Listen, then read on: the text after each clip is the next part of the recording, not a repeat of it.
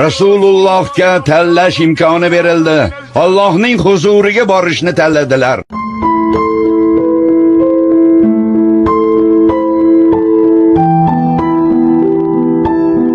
Endi nima qilamiz?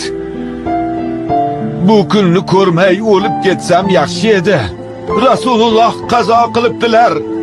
Rasululloh o'libdilar.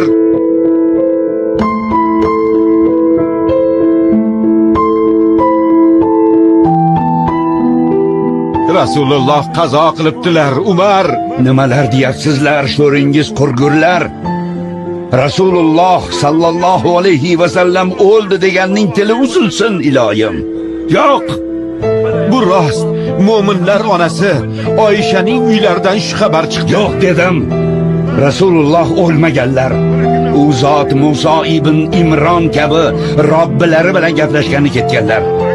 Musa alayhissalom 40 kechaga ketib, qavmlari u zotni o'ldi deb o'ylashganda qaytib kelganlar. Rasululloh xuddi Musa alayhissalom kabi qaytib keladilar.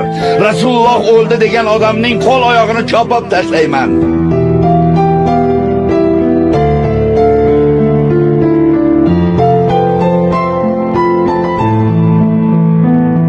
Alloh sizga taqdir qilgan o'lim sharbatini totdingiz. Alloh sizga ikki o'limni jam qilmaydi. Gapimni tushunmayapsizlarmi? Tilingizni tiying. Kimda kim Rasulullohni o'ldi desa, savalayman. Biroz jim tur, Umar, quloq sol. Bu odamlar nima deyotganini eshitmayapsizmi? Ular munofiq bo'lib qolishibdi.